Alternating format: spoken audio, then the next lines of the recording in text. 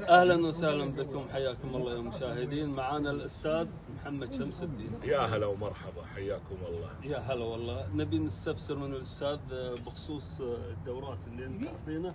انا متابعك وانا عاشق صراحه، بس في فرق بين المدرب والكابتن او المدرب والكوتش. شنو؟ عطنا نبذه عنه. شوف، المدرب يقدم دورات مهارية، يعتمد أكثر شيء على المهارة. بمعنى المدرب المعتمد يدرب في كل المجالات إلا مجالين اثنين، اللي هو المجال الطبي إذا ما كان متخصص ما له حق، والمجال الهندسي. باقي الأمور الإدارية، التنمية البشرية، تطوير الذات، إدارة الوقت، كل شيء مباح للمدرب يدربه بحكم أنه عنده خبرة فيه أو دارس هذا التخصص أو عنده اطلاع ومعرفة عنه. هذا أنت يا المدرب. نبي الكوتش يختلف كل الاختلاف عن المدرب، ولكن كل كوتش مدرب وليس كل مدرب كوتش.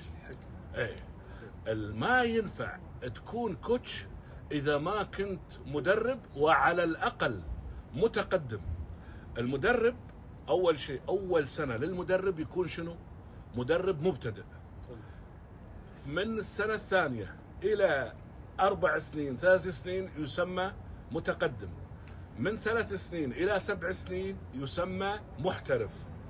من 3 سنين وما فوق مع شهادة المستشار يسمى مستشار.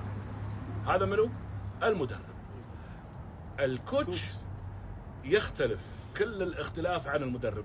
أنا بالنسبة لي أدرب مدربين وأدرب كوتش، وأيضا كوتش وأيضا مدرب. بالنسبة لي نعم.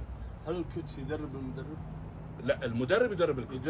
نعم، يعني إذا أنت مارست الكوتش لأكثر من 5 سنوات وعندك دورة إعداد كوتش، هو الكوتش شنو؟ هو مدرب سلوك الحياة، اللي يسمونه لايف كوتش. سلوك الحياة، الأشياء الحياتية بمعنى أصح. المدرب يكون عنده قواعد ياخذها الكوتش. بعد ما يكون مدرب ياخذ دورة الكوتش، يكون كوتش. الكوتش ما يسوي دورة جماهيرية. الكوتش يدرب واحد فقط، وما يسمى يدرب وما يسمى متدرب. المتدرب عند المدرب يسمي المتدربين عندي، لكن الكوتش يسميه شنو؟ أنا أسميه عميل. في بعضهم يسميه مثلا حالة، أنا أسميه عميل. واحد. متى يكونون اثنين؟ إذا كانوا جايين اثنينهم ويعرفون بعض وعندهم نفس المشكلة، ممكن تقعد مع اثنين. أكثر من 3 خطأ، وشفنا ناس تسوي 3 و7 و10 و15، هذا كله خطأ. متى الكوتش يصير مدرب؟ هو قبل لا يصير كوتش يكون مدرب. هو لازم يكون مدرب، خلص تدريب وعدى مرحلة المتقدم، بعدين يصير كوتش. عرفت؟ لازم أول شيء يكون مدرب.